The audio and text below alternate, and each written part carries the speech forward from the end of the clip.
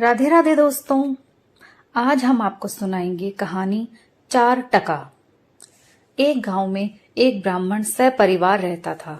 उसका भांजा उसके साथ रहता था। भांजा एकदम मूर्ख था, कोई काम धाम नहीं करता। घर में रहकर मामा मामी की रोटियां तोड़ता रहता था। मामा मामी उससे बहुत परेशान हो गए थे। वे उसे कुछ कमाने धमाने को कहते, पर उस मूर्ख को कोई काम न आता था, ना ही कोई उसे कुछ काम देता था। मामा मामी ने ये सोचकर उसका विवाह कर दिया कि शायद पत्नी के घर आने से उसका भाग्य खुल जाए। उन्होंने उनके रहने की भी अलग व्यवस्था कर दी। उसकी पत्नी अपने साथ कुछ दहेज लेकर आई थी, उसी से उसकी गृहस्थी की गाड़ी चल रही थी। परंतु जैसे जैसे बूंद बूंद से घड़ा भरता है, वैसे ही बूंद बूंद टपकने से घड़ा खाली भी हो जाता है। कुछ ही दिनों में उसके घर का सारा सामान खत्म हो गया। पत्नी समझ गई थी कि उसका पति मूर्ख है, इसे कोई भी काम नहीं देगा। इसीलिए एक दिन उसने अपने पति से कहा कि वो कहीं से भी कुछ ज्ञान सीख कर आए। रास्ते के खर्चे के लिए उसने उसे कुछ रुपए दिए। पत्नी की बात मानकर वो ज्ञानी को ढूंढने निकला। अनेक दिन भटकने के बाद उसे एक ज्ञानी मिला। ज्ञानी को प्रणाम कर उसने कहा, ज्ञानी जी, मुझे कुछ ज्ञान दीजिए, मैं बहुत कष्ट में हूं। ज्ञानी बोला, बिना ज्ञान के तो मनुष्य को कष्ट ही होगा। मैं तुम्हें ज्ञान जरूर दूंगा, पर मैं मुफ्त में किसी को भी ज्ञान नहीं देता। मूर्ख ने पूछा, आप ज्ञान देने का क्या लेंगे? ज्ञानी बोला, एक ज्ञान का 1 टका। मूर्ख के पास 4 टके बचे थे, वे उसने ज्ञानी को दे दी। टके लेकर ज्ञानी ने पहले ध्यान किया, फिर बोले, अच्छी तरह याद कर लो। पहला ज्ञान ये है कि जिस बात को 5 आदमी कहें उसे सत्य मान लेना चाहिए। दूसरा ज्ञान यह है कि धन मिलने पर किसी को भी उसके बारे में नहीं बताना चाहिए। तीसरा ज्ञान ये कि पत्नी को कभी भी सच बात नहीं बतानी चाहिए। और चौथा ज्ञान ये कि अपने स्वामी या राजा को सच बात ही बतानी चाहिए। ज्ञान की चारों बातों को अच्छी तरह याद कर वो मूर्ख ब्राह्मण अपने घर को लौटा। रास्ते में एक गांव में उसने देखा कि एक जगह भीड़ जुटी हुई है। उसे पता चला कि कोई भिखारी मर गया है, पर कोई उसे वहां से उठाने को तैयार नहीं था। तभी मूर्ख ब्राह्मण वहां पहुंचा।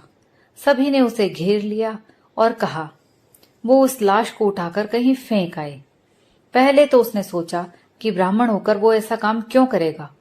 फिर उसे ज्ञानी द्वारा दिए गए पहले ज्ञान की याद आई कि 5 आदमी जो कहें उसे मान लेना चाहिए। यहाँ तो 5 से भी अधिक आदमी हैं। उसने लाश उठाई और गांव के बाहर एक वीरान जगह में उठाकर फेंकने लगा। तभी उसने देखा कि भिखारी के फटे पुराने चोगे से अनेक रुपए गिर रहे हैं। उसने सारे रुपयों को इकट्ठा किया और अपनी जेब में रखकर चुपचाप अपने घर आ गया। घर पहुंचने पर जब पत्नी ने उससे पूछा कि ज्ञान सीख कर आए, तो उसने हाँ कहा, पर रुपया पाने की बात उससे छिपा ली। अब उसके पास अनेक रुपए थे। उसके दिन सुखपूर्वक बीतने लगे। उसका रहन सहन बदल गया। उन लोगों ने एक अच्छा मकान भी बनवा लिया। उनके ठाट बाट देखकर पड़ोसियों को जलन होने लगी। एक दिन एक पड़ोसन मूर्ख ब्राह्मण के घर आई और उसकी पत्नी से पूछा, दीदी, आपका पति क्या करता है जो आप लोग इतने ठाट बाट से रहते हैं? वो बोली, मैंने तो कभी पूछा ही नहीं। पड़ोसन बोली, पूछना चाहिए। जो पति पत्नी से अपनी आमदनी छुपाता है, निश्चित रूप से वो गलत तरीके से धन कमाता है। यदि वो आपसे सचमुच प्रेम करता है तो उसे आपसे कोई भी बात नहीं छुपानी चाहिए। वो बोली, ठीक है, मैं आज ही रात उनसे पूछूंगी।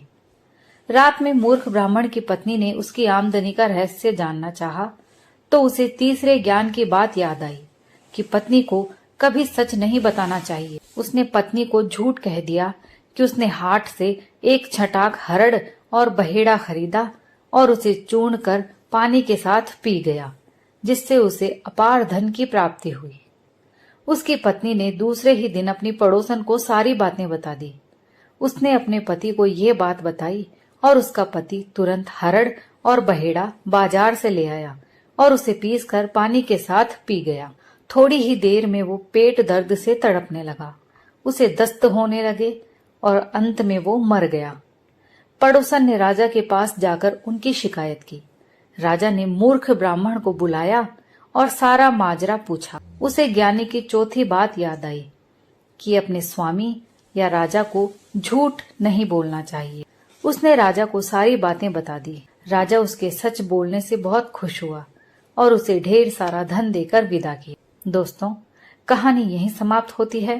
कहानी बहुत ही अच्छी और शिक्षाप्रद है। आपको कहानी कैसी लगी कमेंट करके जरूर बताइए। अगर कहानी पसंद आई हो तो लाइक और शेयर करना ना भूलें। और चैनल पर अगर आप पहली बार आए हैं तो प्लीज मेरे चैनल को सब्सक्राइब कर लीजिए।